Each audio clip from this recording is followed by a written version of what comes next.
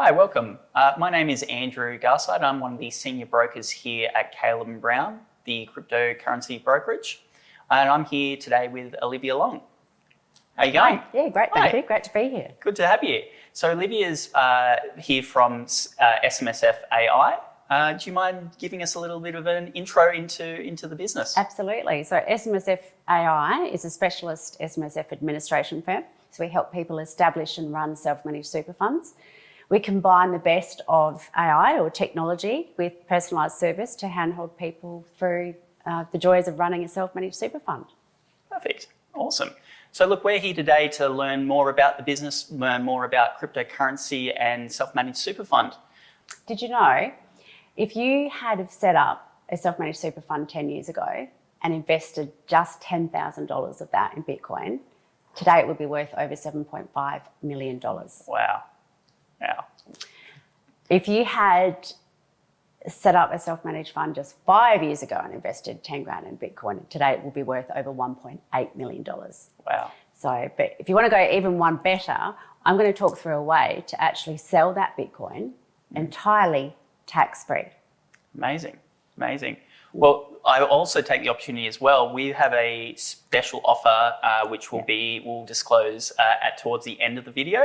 So we'll get to that. Get started. Okay, well, we'll start with a little bit about me. I'm the founder and CEO, as I mentioned, of SMSFAI. I've been working with Caleb & Brown now for about 7 years as an SMSF expert. I've helped over 10,000 Australians establish and manage and take control of their own self-managed super funds. And my life goal is to impact or have a positive financial impact on more than 1 million Australians. So wow. we'll talk through a bit of that today. Amazing, thank you. Now, it is a little bit noisy in here. We're right next to a train track. So yes, if you hear any clanking every now and then, that's what it is. Yeah, perfect, thank you. Amazing. I will also say we've worked together for a little while. I've been your broker for close to 3.5 years, and we've been partners in terms of the business for 7 years. Yeah. So quite a while we've worked together. Yeah, I was quite fortunate in that I got into cryptocurrency very early, purely because of the nature of my role as CEO of an SMSF admin firm. Back in the day, as they say, when crypto was a brand new asset, there were actually a lot of administrators that refused to even allow their clients to invest in it. Wow. Which was really interesting. So while most firms were saying, no, we're not going to let you, I was saying, yes, and what's it all about and how do we account for it? Yeah. Which was very exciting and which has been, a fun journey for me personally. So you would have seen some of your clients do quite well over the past few years. 100%, absolutely. And it took a couple of years to get my husband on board, but I eventually got him purchasing cryptocurrency as well. And at one point we were even mining helium. So we've gone down some pretty exciting routes over our journey with crypto, which has been, great. So Olivia, what is self-managed super? Okay, so in Australia, anybody that is working has to contribute, or their employer has to contribute a mandatory amount towards superannuation. And soon that's going to be up to 12% on top of an employee's salary. Now, quite often this money goes into superannuation and people forget about it. They don't see it as an asset that belongs to them. Now, there are 3 types of super funds. There's your APRA retail funds, so kind of like an Australian super. You've got your government style super funds, such as Q Super. And then you have self-managed super. And the main difference between, say, your larger institutional funds and self-managed super is that when you self-manage, you are the trustee of a fund. So you're in 100% control of what decisions you make about your superannuation on a day-to-day basis. And what I'm very passionate about is conveying to Australians that your superannuation is, in fact, your money, just not yet. Yeah. That's the part that they don't get. It is your money. For many Australians, actually, it's the single largest asset that they actually have after the family home. Yet so many people I speak to, I say, how much do you actually have in super? And they can't even answer that question. Yeah. So we'll talk about why self-managed super. And I'll start with my personal favourite. Self-managed super is the only superannuation vehicle of those types where you can actually invest in cryptocurrency. So for me personally, I love Bitcoin. I've been buying Bitcoin for a long time. So if you look at self-managed super and the assets, you've actually got the ability to buy a far wider range of assets than you actually otherwise would. So this also includes direct property, commercial property, and you can actually even buy a commercial building and lease it back to your business. I've seen people buy caravans, you can buy apartments and put them on Airbnb. Wherever you feel your money is going to be best invested to make the most of your financial future, you can decide where to spend it and how to implement it. What about art? Is that another? So art, yes, it gets dangerous now. It used to be a lot easier than it is now, but you can actually invest in collectibles, but there are very strict terms about how to do that for good reason. Yeah. So the key benefit for me is being able to invest in assets that you can't in other types of super vehicles. But the number one reason actually that people establish self-managed super funds is for control. So people want control over their second largest asset, or especially as it starts to sort of get to larger figures and people realise that it's quite a tangible figure at the moment. Yeah. People want that level of control. People want transparency. So people want to know what they're invested in and how it's performing. So I'll ask you a question, for example. How's your super fund performed over the past 5 years? As far as I know, it's done well, but I also wouldn't know in terms of comparisons with any other super fund as well. Okay. So the actual answer is, and this information was released last week, so it's quite fresh off the press, is that the APRA funds returned over a 5-year period to 30 June 2023, just 5.3%. Wow. So 5.3%. I don't know about you, but I can go and get a term deposit somewhere for 4.95%. Exactly. Without having to have a whole bunch of fund managers help me with that. And also far less risk. Yep, 100%. Okay, so that's the actual stats, hot off the press. That APRA super funds returned over a 5-year period to the 30th of June 2023, just 5.3%. Wow. So 5.3%, like in my opinion, I can go and get a term deposit that's for close to 5% without needing a whole team of experts to manage my superannuation. Yeah. I suppose much cheaper to do that as well. Yeah, 100%. So then it's interesting, over that same period, self-managed super funds returned 6.4%. So they actually outperformed the APRA funds. I dare say that figure, because of cryptocurrency, is likely to be even higher over the past sort of year or so. So when you look at that, it's quite interesting. So they outperformed the so-called experts, and I dare say that figure is going to be much higher once we get the stats actually in for the 24 and the 25 period, because of what cryptocurrency has done and the markets in general. Yeah. So there's a bit about that.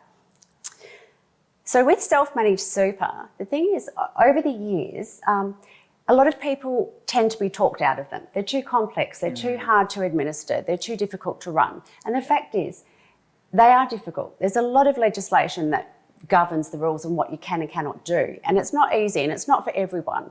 But there are experts out there who have designed their whole services around hand-holding people on that journey. Just like you hand-hold people through buying crypto, deciding how to invest and actually how to do it. So that's a bit about what we're about.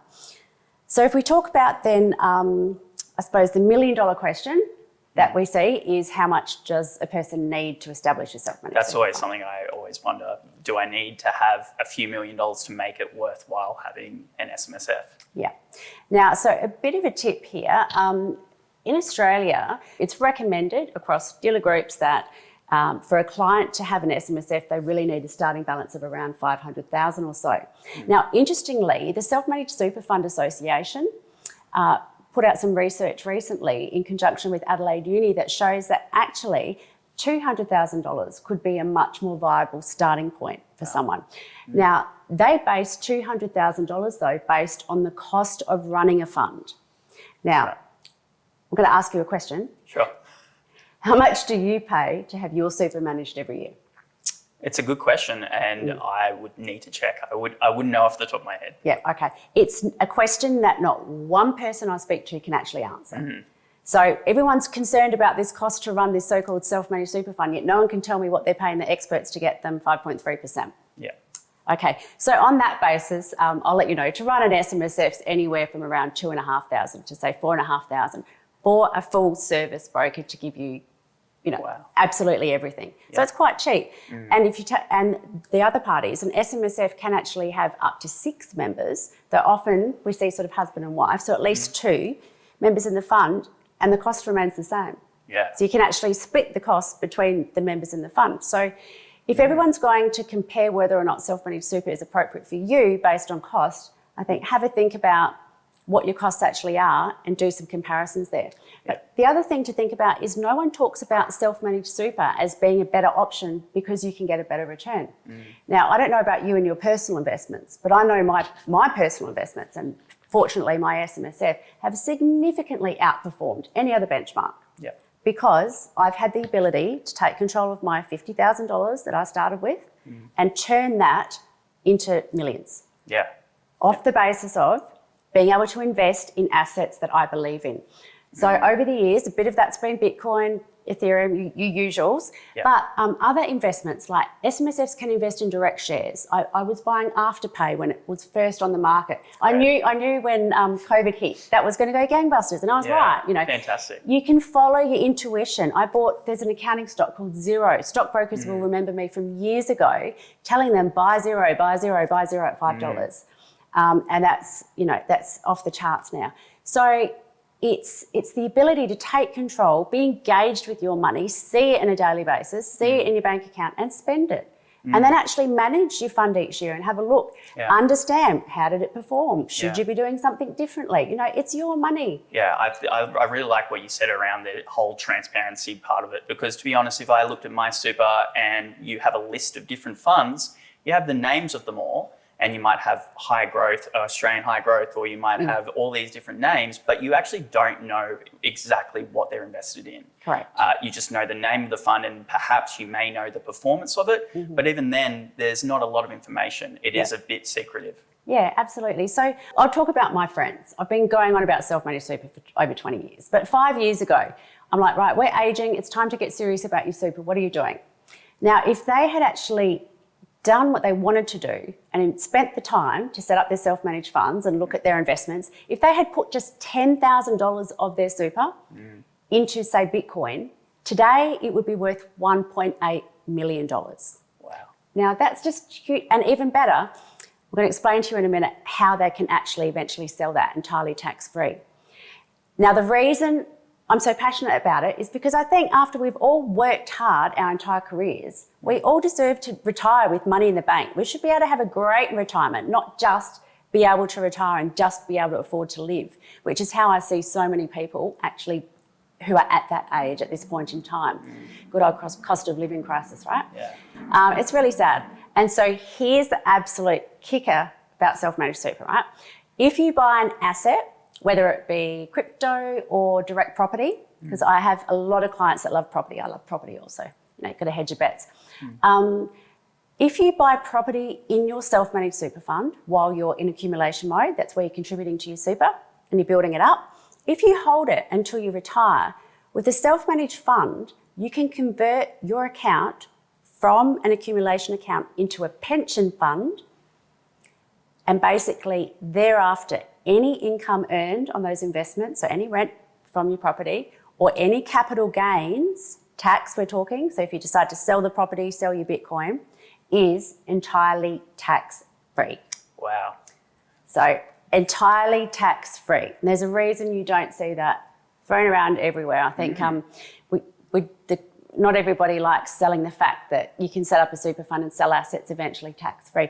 The technical term for tax-free, if you want to Google it, because don't trust me, is exempt current pension income.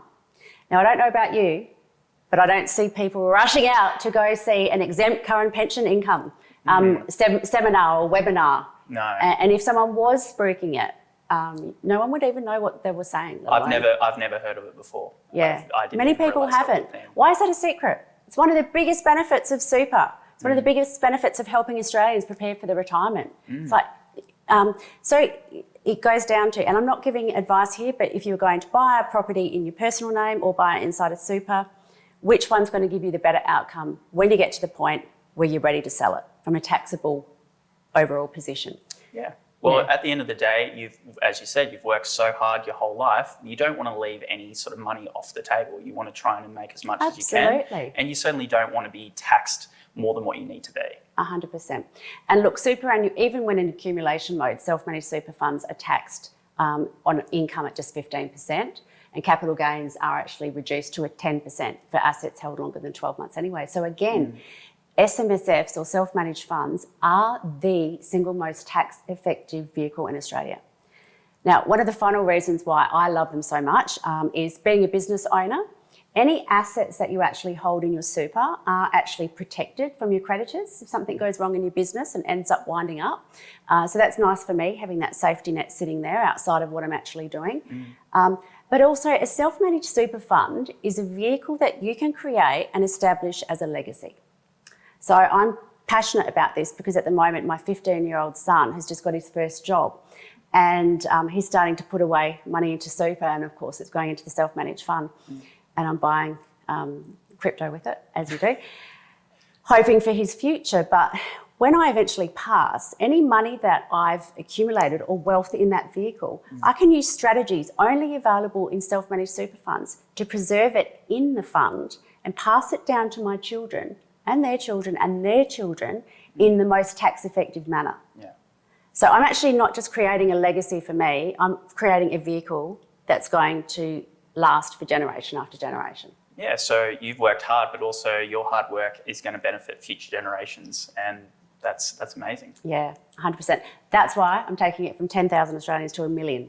Because it's going to have this mushroom effect. Hopefully, you learn about self-managed super, you'll teach your kids about self-managed super, and it will continue. Yeah. So the sector itself continues to grow in popularity. Last year, it hit over $1 trillion invested in self-managed super. And interestingly, the most recent stats show that 30% of new fund establishments are coming from people under the age of 45. Now, I love that because when I first started 20 years ago in this industry, the only people setting up retirement funds or self-managed funds were aged 60 or 65. I don't know if you've seen all the DIY super material with all your aging, the aging generation, you're perfect for a self-managed super fund. Again, they're basing it on cost. So now that people, I'll talk quickly about how to set up a fund, and here's my number one tip. Okay, it can be really hard. Go and do it on your own. You'll need a lawyer, a tax agent, an accountant, a actuary, and the list will go on, right? Or you can just go to an SMSF specialist, they'll do everything for you. But most importantly, they can have a new fund set up for you within 24 hours. Wow. And that's generally what I do for my clients. It's quick, it's easy, it's simple because we've been doing it for 21 years and we've got the process down pat. Not to mention, I'm sure it's cheaper as well, rather than hiring each of those separate parties. Way cheaper, way cheaper. The other side is, you can deal with an SMSF specialist for the admin part, or you can go it alone and then take all your documents to an accountant at the end of the year. Now, far riskier to do that, and personally, reading superannuation legislation does not excite me. I'd rather be spending my time learning about investments or walking on the beach. So I'd say get a partner that can handhold you through the journey of what you have to do on the admin and the compliance side, which is boring, and focus on the fun part, deciding where you're going to invest it and making the most of what you're going to do with it. So the other tip I'll give you is in this industry, you do get what you pay for. So if you're going to go and find the cheapest provider, then you will be doing a lot of work yourself, which is fine if you've got the time and you've got the desire. But again, the average costs are from $2,500 to $4,500.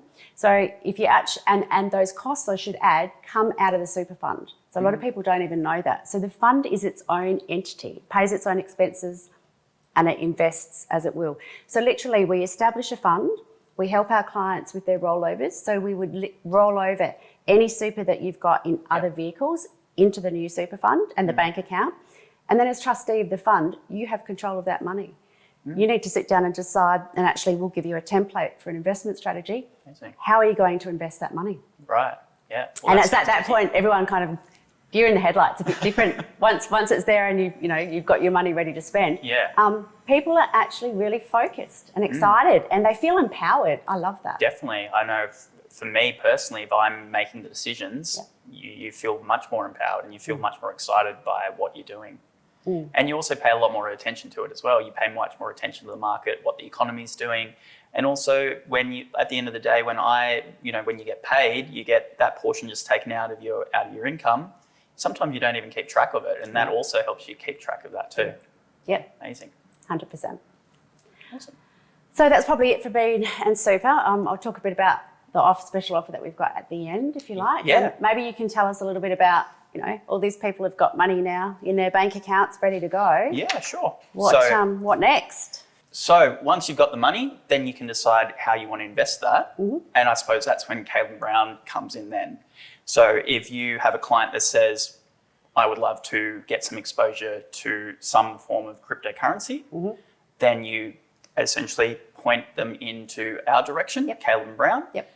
Excellent. All of my friends, they were like, I know I want to buy Bitcoin. I just don't know where to get started. It's too hard. And they've heard about people losing their ledgers and, disaster stories. So, why should they come to someone like you? Well, you've sort of hit the nail on the head. I think cryptocurrency is still a relatively new asset. I mean, it's been around for quite a while. It has so much money within the market right now, and it's certainly here to stay.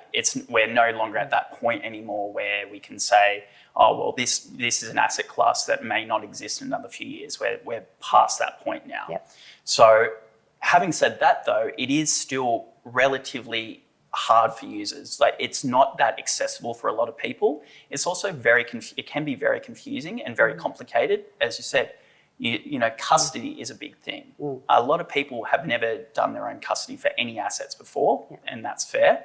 And that's the thing we need to sort of keep in mind.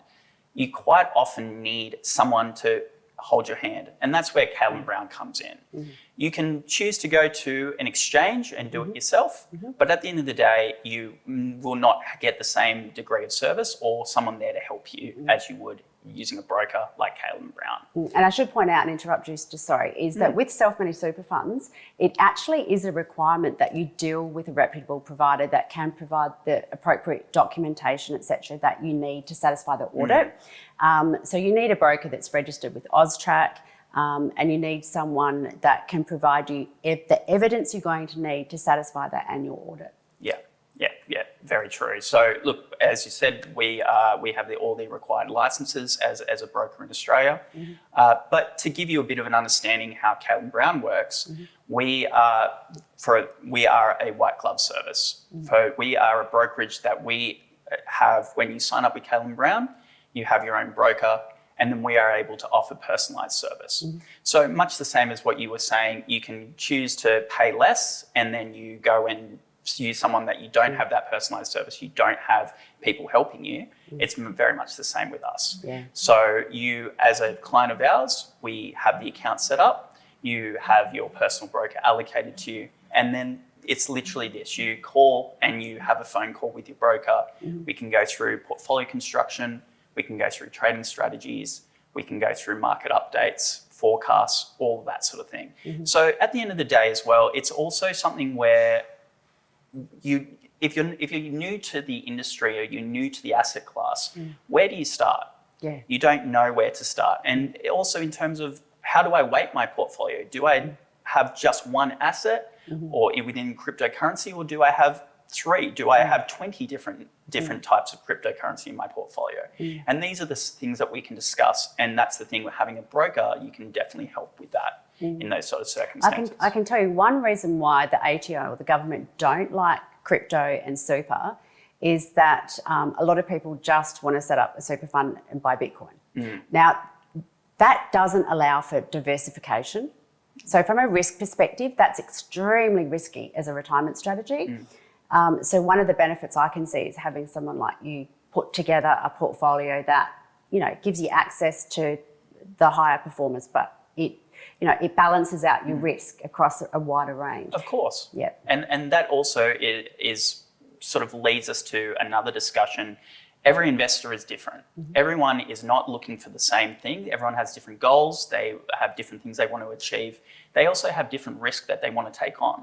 So it's not just a standalone, well, this is what you should invest in. And this is where having a broker, you can speak to your broker. We can obtain what those goals are. We can get an understanding of what you're looking to do. And then we can cater the portfolio around that. As you said, crypto is inherently a risky asset class. So it's obviously something that you need to be careful with, but it's also something where you can pick certain assets to help you and maintain and mitigate that risk as well. Yeah, 100%. And again, another key benefit of super, self-managed super, is that you can have a bit of crypto, have your gold or your property out, or direct shares, whatever it is outside of it as well. Yeah, and that's where also the collaboration between Caitlin Brown and yourself works really well, because you're able to then create this overarching portfolio for your clients, and you have a client that wants some exposure to cryptocurrency, and they come to us to obtain that exposure. And then we sort of get into the micro part of it and go through the portfolio on that cryptocurrency exposure. But you've got many different people helping you, and you've got many people, different knowledgeable people to help you obtain that exposure as well. Yeah. Now, one of the most important things that we touched on is where you store your crypto. And the reason I raise that is because with a self-managed super fund, one of the key rules is that you buy your crypto in the name of the fund, and that it's kept entirely separate to any personal assets. So that means you need to store it on its own ledger, whether it be an actual ledger or a cold wallet of some sort, or whether it be with your provider. So the main thing is with your crypto, that you need to ensure that it's kept entirely separate to any of your personal assets. So that means the crypto needs to be purchased in the name of the fund. It needs to be kept and stored separately to any of your personal crypto, and it needs to be stored appropriately. So that includes whether it be on a cold wallet or whether it be with yourselves. It needs to actually be at an address that you can provide to the fund auditor at the end of the year, because they will need to verify that the assets are still held and that they're actually held in the name of the fund. So that's really important. Now, the biggest and riskiest area I've seen here is I've literally seen a client lose about $500,000. They were trading with an exchange online, and they went to do a transfer to a cold wallet, and a pop-up came up. And they clicked on the pop-up thinking it was a help icon from the provider they were trying to download it to the ledger from. Long story short, it disappeared. It was hacked, gone. And I've heard that story time and time and time again, and I can trust you. Not only is there a panic, because with your self-managed super, once it's gone, it is gone. But there's, to date, I haven't seen anybody be able to recover the crypto that they've actually lost. So I cannot stress highly enough, if you're going to invest your super and your retirement, your financial future in cryptocurrency, do it with someone that's reputable and do it with someone that can store it for you. And the nice thing as well is having a broker. If you get any of these phishing emails, or you're doing your own research and you see something that maybe looks very, very promising, you can come to your broker and you can speak to your broker and say, what do you think about XYZ? And we can have a look and we can tell you about it. Because the amount of times we have had clients, I myself have had clients come to me and say, I've had someone reach out, or there's this thing I'm looking at, do you think this is legitimate? And we've been able to research it. We speak to people within the business and we review it. And if it's something that's not legitimate, we tell them. And if it is, again, we tell them. So it's really important, particularly in this industry, to be safe. But also the point being, having a broker is that you have someone there to help protect you at the end of the day. I guess this is probably a great time to actually have a bit of a chat around the market. And if you're going to invest in cryptocurrency, what sort of factors are we looking at that, you're managing your money? What factors should we be looking at in terms of macro factors, political factors, and we also need to look at the market as well. So the last quarter has been quite eventful, and that is the result of a number of things. Whether politically, we have a Republican victory in the US, and that is also, the market has looked at that as much more pro-crypto. They are indicating that they have a much more pro-crypto stance. And that is where the market has done quite well off the back of that Republican victory, even all the way up into the inauguration. And there's been obviously many different factors from Trump and the Republican Party I mean, even in terms of Trump, his administration has a lot of the tech bros. It is something that they are pushing quite heavily. And we've obviously seen Elon Musk with his Doge Department of Government Efficiency. And there's been a lot of conversation around regulations and how that will come into effect in the US. You've just spent 2 months over there, haven't you? I have, yes. Yeah, that's nuts. So you would have been there for all of that vibe? Definitely, yeah. So there was a lot of excitement over there, and there was a lot of I was over there, as you mentioned, for 2 months. I was meeting clients, and again, that's what you can expect from having a broker, going and meeting, and we can have face-to-face meetings and chat in person as well. It doesn't have to be just over the phone. But yeah, you're right, and there was a lot of positive energy. A lot of our clients in the US were very excited, and we've seen the market act accordingly. So it is something as well that Trump has spoken about. Bitcoin, potential Bitcoin reserves, whether or not you believe that's going to come into fruition, we don't know yet. But also talking about regulations and how cryptocurrency can take effect and be more incorporated within the market. So, just for me, what impact will a Bitcoin reserve have? It is an interesting factor. So it is more the case that as a Bitcoin reserve, the US government will be like they would with gold, purchasing Bitcoin and holding that on their balance sheet. It's a very good question. Whether or not the US can do that, whether or not they will do that, is another thing, because makes sense to be holding gold. It probably makes sense to be holding Bitcoin, but at the end of the day, the US government is not there for speculation. They're not there to purchase assets they think they're going to make money. They're there as a reserve. So whether or not this is something that happens will remain to be seen. But the point is that it's still a conversation that's been had. It's also something that if it is something that comes into effect, it essentially means that there will be the US government making those purchases. Interestingly enough, the US government at the moment has a number of Bitcoin they're holding, which they're trying to sort of work out who the owners of that are. But currently, the US government, when they say they hold Bitcoin, they do currently hold Bitcoin, but it is essentially a confiscated asset. So another term that I hear thrown around is an ETF, a crypto ETF. So what is that? So ETF stands for an exchange traded fund. So it's essentially a product that is listed on a stock exchange, and the underlying, which in this case would be Bitcoin, is purchased for that ETF. So if you were to invest in that ETF, you buy that ETF and that money is then used to purchase the Bitcoin, which essentially gives you exposure to that asset. So that is a really interesting sort of point as well to be made. In the last 6 months or so, it was anticipated, before then it was anticipated that there would be potentially a Bitcoin ETF. The likes of BlackRock, Fidelity, those large players within the space had all applied for Bitcoin ETF applications. They all got approved. And the idea behind that is now that because the ETF is in existence, it means that it now allows institutions to have exposure to cryptocurrency when they may not otherwise have been able to have exposure. So because there is a lack of regulations currently around crypto, a lot of these institutions, regardless if they think it's a good investment, regardless if they think it's going to make money, they haven't been able to make that purchase and get that exposure as an institution. Now with the ETF that's now been launched, they are able to gain that exposure. So we have seen that there has been a rotation of money into Bitcoin or purchases of Bitcoin because of that ETF, and these institutions are buying, and we're seeing that flow from those ETF. That'd be a different type of,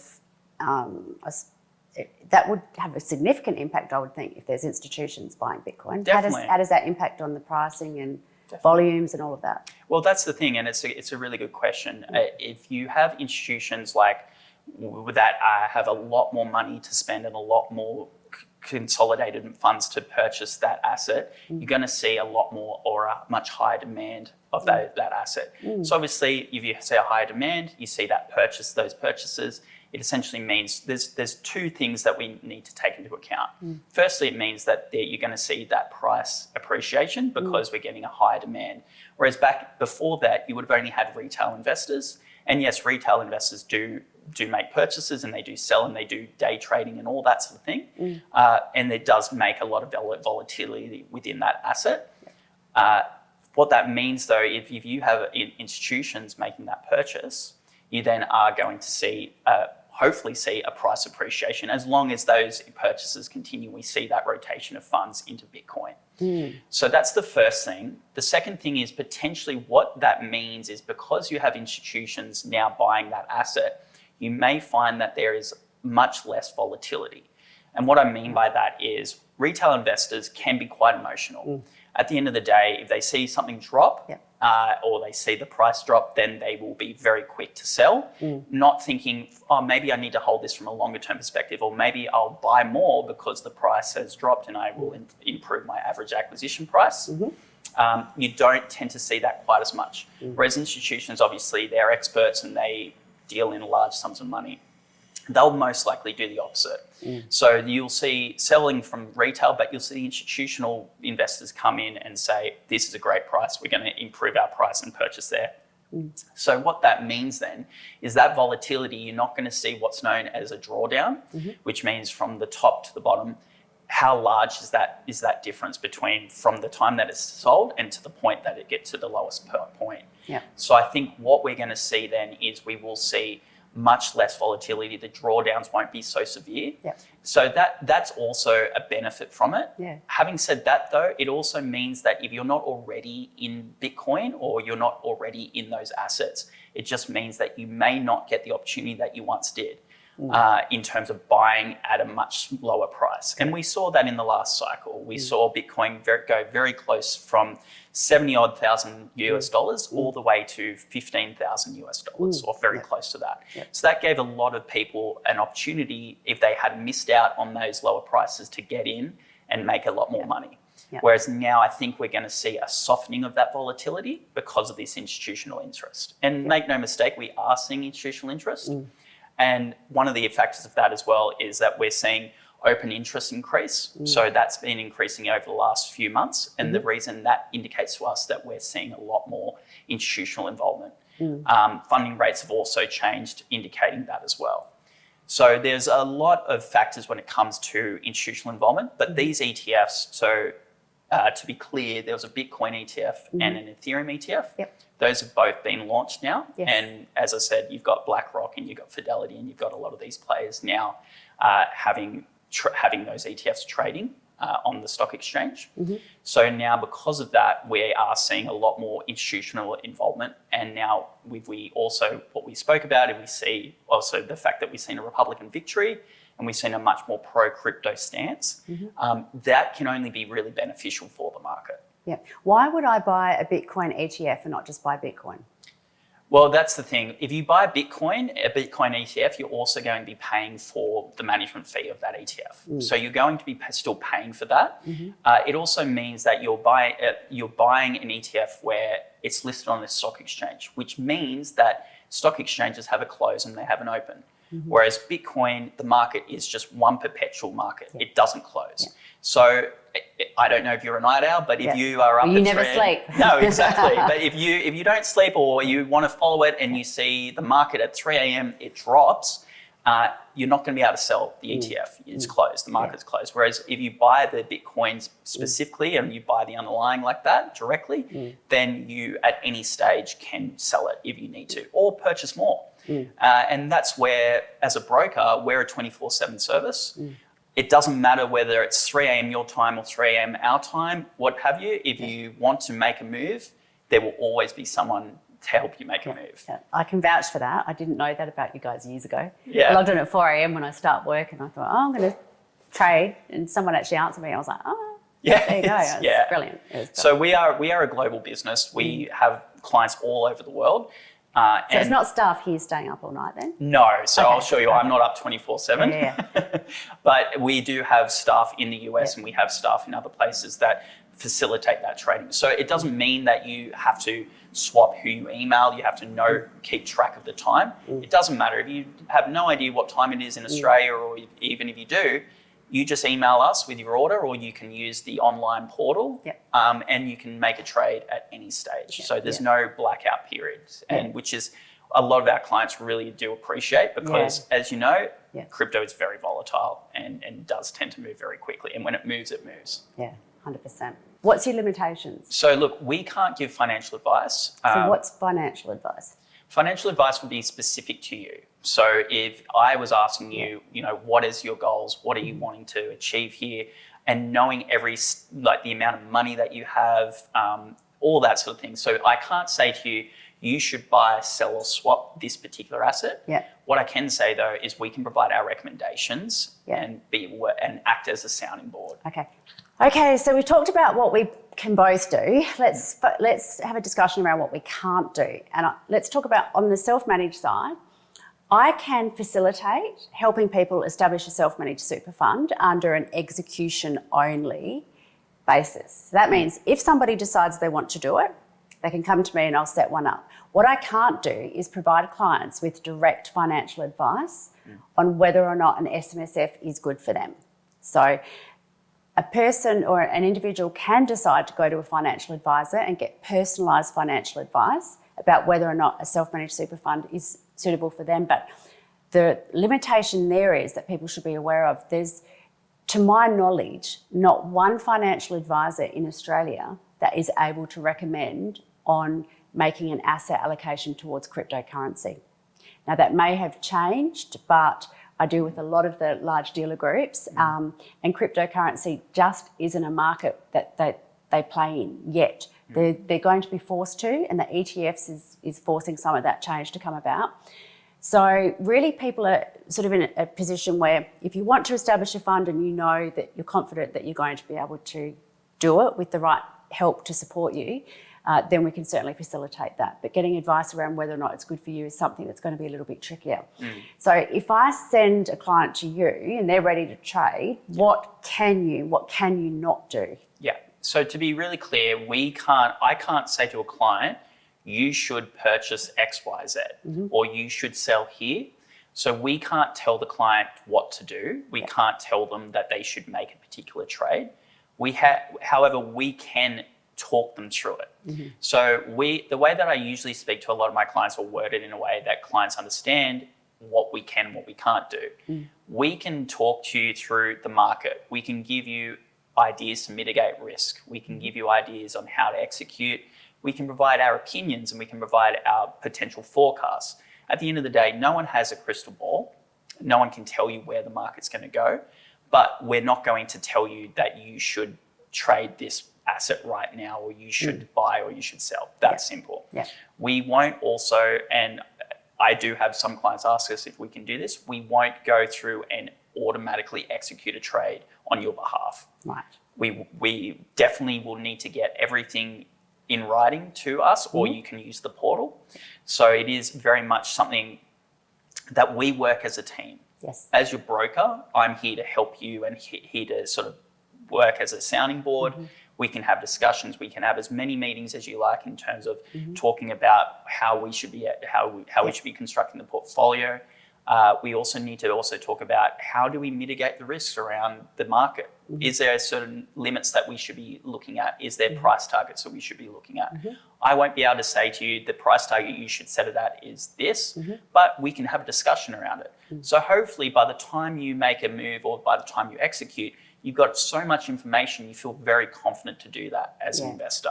And that's why I'm here. And that's why Caleb Brown is here, because not so much to tell you what to do, but more so to be there for you in your corner, acting and working as a team.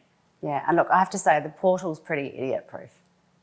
I can work my way around it most days. It's definitely something that we've been very cognizant of the fact that there are a lot of portals or a lot of online crypto exchanges what have you that are actually quite difficult to navigate, and it can be a really convoluted process. And they use a lot of jargon and they use a lot of technical speak. And if you've never dealt with it before, if you've never used it before, it can be very overwhelming. Yeah. And the other thing is you're using your money, so you don't want to make a mistake. You don't want to click on the wrong button. Correct. For us, we have the portal that we've been very cognizant in the fact that we want to make it simple to use. We want to make it easy to navigate. Literally, all it is, you've got trade, buy, sell. Tell us what you want to trade, what you want to buy, sell. None of the other sort of stuff that's really not needed. The other thing is too, you've also got your broker. So if you do want to email your broker with a trade, you can still email your broker. So that's the nice thing. You still have that personalized touch, or you can have a much more sort of online sort of touch. I don't know why people do that. I don't know why I do it. Sometimes I'm email, sometimes I don't want you to know what I'm doing, so I do it over here on the side. Well, I mean, it's funny. It's that human element of control sometimes. Yeah, I mean, look, the service is very much made to order. Yeah. And that's what's really nice about Caleb & Brown. It's not something where we're forcing you to act in whatever way we want you to act in. Whatever you feel comfortable with. If on the day you feel more comfortable emailing me your order, go ahead. If you feel more comfortable using the portal, again, that's fine. We have many clients that prefer to just utilize their broker and speak to their broker, but we have also many clients that prefer to use the portal, and it's up to them. Yeah. So what are your thoughts on inflation? Yeah, it's a really interesting topic, and I think we are in a situation now for the global economy where this could go either way. Do we have inflation that will continue to move and continually in and out of the target, so what would be known as secular inflation? Is that something that will happen over the course of the next 10 years, or will we see inflation move in the target band, which is 2 to 3%, and stay there? I think it's a conversation to have, because these situations will impact asset prices, and particularly risk assets like crypto. Yeah. And the reason I say that is because inflation will dictate where the interest rates go and what central banks do with those rates. So the thing to note is, if we see interest rates increase, that will result in outflows of risk assets. So we'll see rotation out of risk assets. So cryptocurrency is a risk asset. So if we see an increase in the interest rates from central banks, that will impact the market. And the other way as well, if we see that central banks decrease or move into a loosening strategy, and we see interest rates start to drop, then that's going to be beneficial for crypto markets and risk assets. We're going to see rotation money into that. And that's what sort of happened over COVID. And that's why we saw crypto do very well off the back of that, is because we saw a very aggressive move from central banks around the world, where they were loosening their rates and they were dropping rates very quickly to account for the lack of demand because of COVID. So that is why we saw a nice amount of money moving into the market. I mean, obviously there's other factors, and there's factors like quantitative easing, and we've seen more money sloshing around in the economy, and that will also impact asset prices as well. But that's the thing to note, and that's the thing we really need to keep on track of, and that's where one of the thematics we need to really note is that, where do we see interest rates going? Where do we see inflation going? Are we going to see it move higher? Are we going to see the central bank achieve, which it's looking like they are, the Fed is looking like they're going to achieve that soft landing, which they were really wanting to do. But we're still in the early stages. So I think we are at a point right now where we are seeing tariffs from Trump. We're seeing inflation in the US just recently moved up slightly higher. So it isn't just continually going down, it does move. And we do see a lot of uncertainty around the macro. So it's not really impacting US markets, and we've seen that. Obviously tariffs are going to be a major thing, and it's going to be something that will, again, impact markets. But it's almost like US markets or investors have ignored that right at this point. And that's something that we need to keep on track of, and we need to be paying attention to. And that's something where your broker will help you with that. Yourself will help with as well. And it's something that you have a team that will essentially help you keep track of these things, because make no mistake, interest rates do impact markets. Well, thanks so much, Olivia, for your thoughts today and the discussion. But before we wrap up, I just wanted to sort of get an understanding. Is there any other final thoughts that you might have? Okay, so self-managed super funds are the most tax-effective vehicle in Australia. There's no point making all that money only to have to pay half of it away in tax. So that's pretty simple. They're also the most flexible superannuation vehicle. They're the only vehicle that you can buy crypto in. The flexibility that SMSFs provide is absolutely amazing. If you're thinking about taking control of your super, now's the time. Simple. There's never any right time to do it. The sooner the better, in my opinion. Today we do have a special offer for Caleb and Brown clients. That is, we will provide a free SMSF setup for anybody that wants to establish a self-managed super fund before the end of March 2025. So that's a nice little call to action to get people moving. Yeah. As I said, there's no better way to take control of your financial future than to get started with your superannuation. So I'll be expecting you'll take us up on that offer. Oh, definitely. Yeah. Definitely, for sure. 100%, I know. Though self-managed super, it really is the way to go. It's fantastic. Okay, awesome. Thank you for that. So where do we go if we want to continue with that? Okay, there should be a link below. Click on the link, which will take you to our landing page. On the landing page, you'll find a free ebook on how to buy crypto with your super, which I've written and made available there. And follow the links through. You can get a free consultation to talk about your personal situation and where you'd like to go from here. Amazing. Thank you so much. You're welcome.